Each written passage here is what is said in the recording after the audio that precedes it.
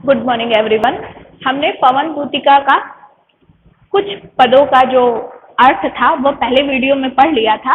अब हम इसके आगे देखते हैं।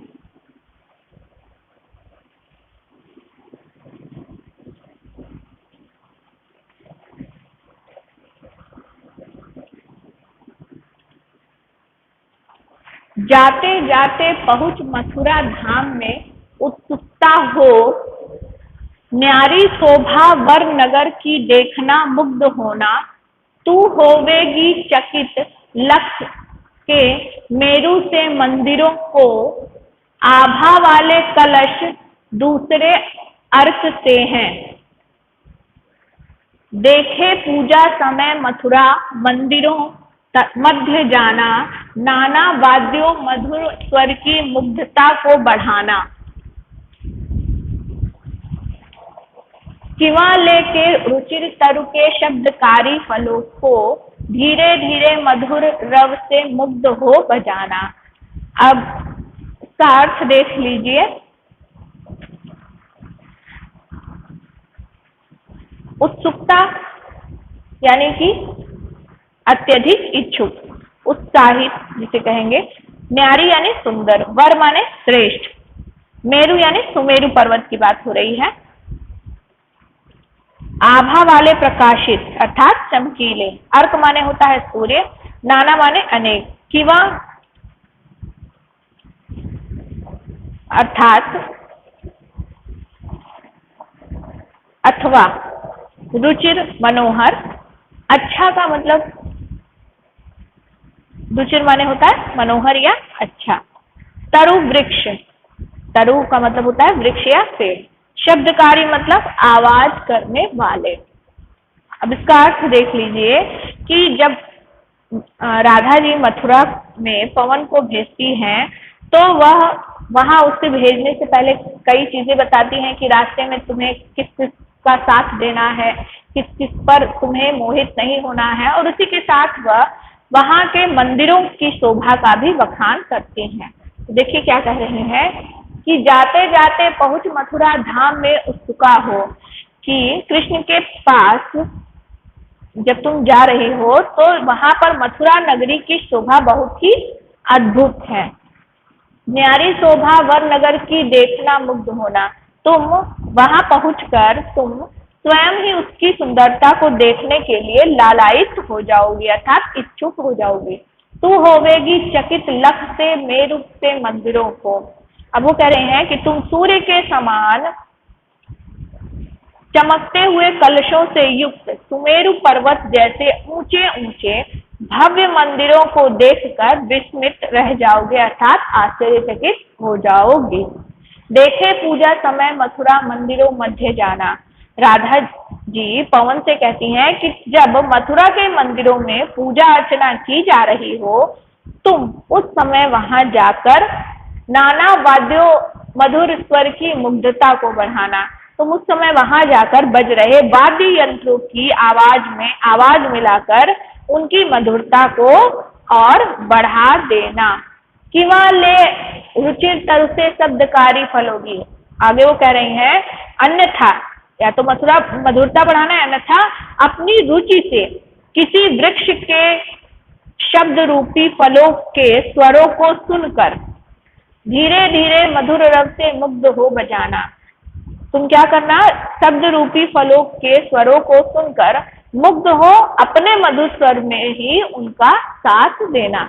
मतलब वो कह रहे हैं कि आप जो मंदिर में वाद्य यंत्र बज रहे हैं, ढोल मजीरे इत्यादि, या तो तुम उसकी मधुरता को अपना मतलब उसको और बढ़ा देना, या फिर तुम क्या करना कि जो फल होंगे, पेड़ों में फल लगे होंगे, उनसे आवाज करना शुरू कर देना।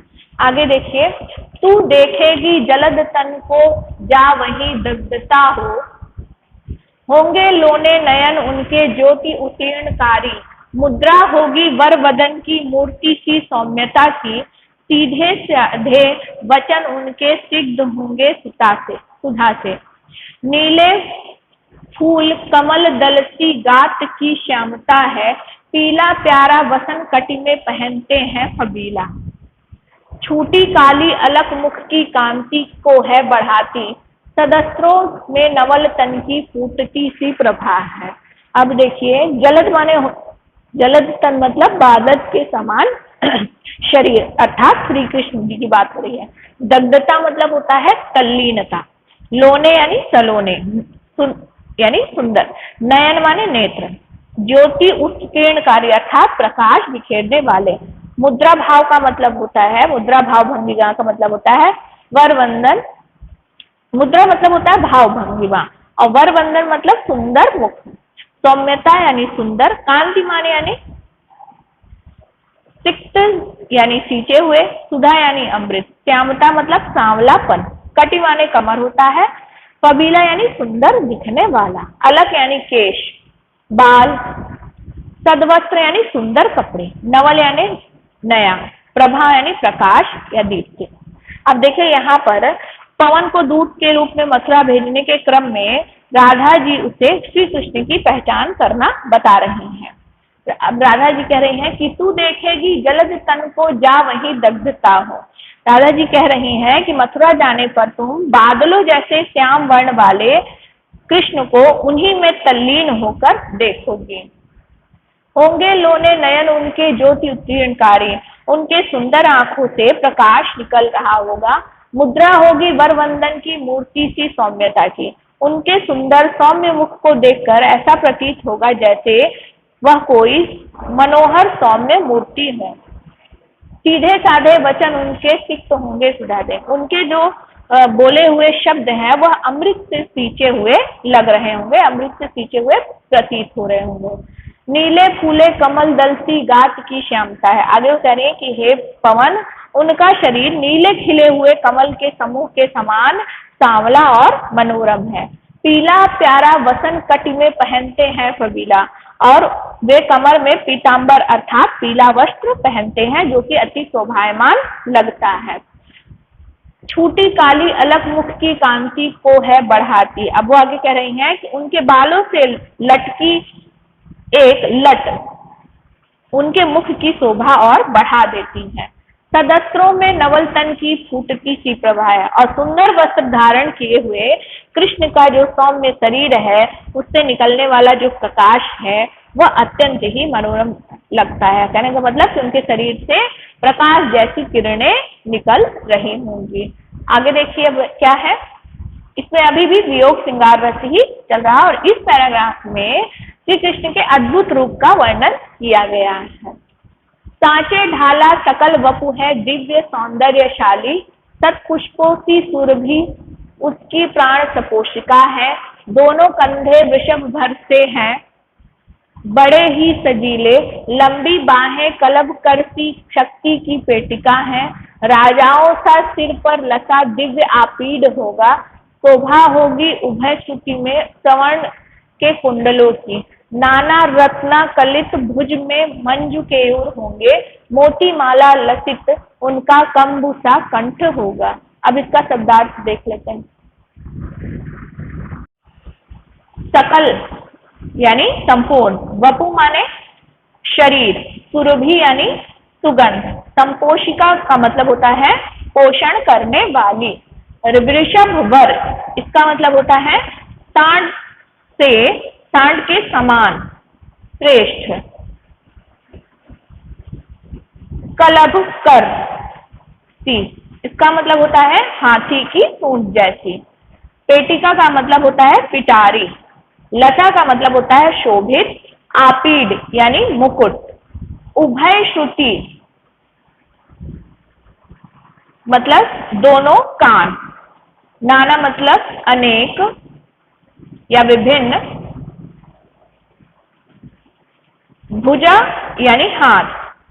केयूर भुजबंद, केयूर का मतलब होता है भुजाओं में पहना जाने वाला आभूषण। कंबु का मतलब होता है शंख। अब आप इसका अर्थ देख लीजिए कि इसमें कृष्ण की शोभा बताई जा रही है।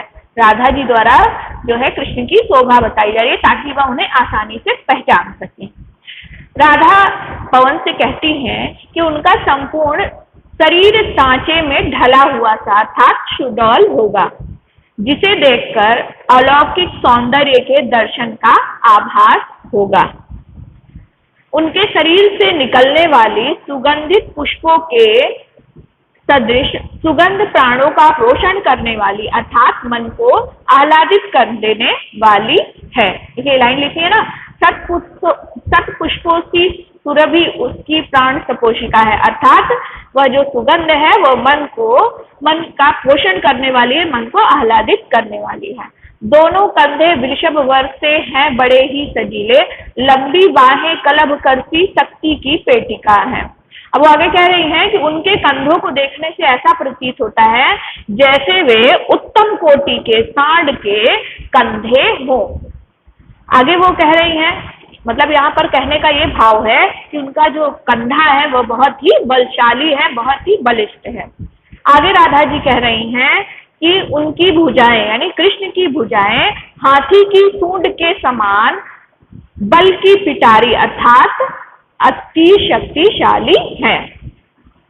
राजाओं सा सिर पर लसा दिव्य आपीड़ होगा, यानी उनके मस्तक पर राजाओं के समान अपूर्व सौंदर्य से युक्त मुकुट विराजमान होगा। शोभा होगी उभय श्रुति में स्वर्ण के कुंडलों की, उनके दोनों कान मनोहर स्वर्ण कुंडलों से यानी सोने के कुंडलों से सुशोभित होंगे। नाना रत्ना कलित भुज में मयूर केयूर होंगे, और क्या उनकी जो दोनों भुजाएं हैं वहां पर क्या होगा, रत्न जड़ित उन्होंने भुजबंद अर्थात बाजूबंद धारण किया होगा। मोती माला लसित उनका कंबू सा कंठ होगा। शंख जैसी सुंदर और सुडौल दिखने वाली उनकी गर्दन जो है, उस गर्दन में मोतियों की माला होगी। अब यहाँ पर भी देख लीजिए, यहाँ पर कृष्ण की संपूर्ण जो है शोभा का, संपूर्ण शरीर की शोभा का वर्णन किया गया और उसके लिए बिंब का सहारा लिया गया है। अभी भी यहाँ पर वियोग श्रृंगार रस है, उपमा और अनुप्रास जैसे गुण यहाँ पर दिखाई दे रहे हैं। अब इसके आगे का हम अगले वीडियो में पढ़ेंगे। तब तक के लिए धन्यवाद।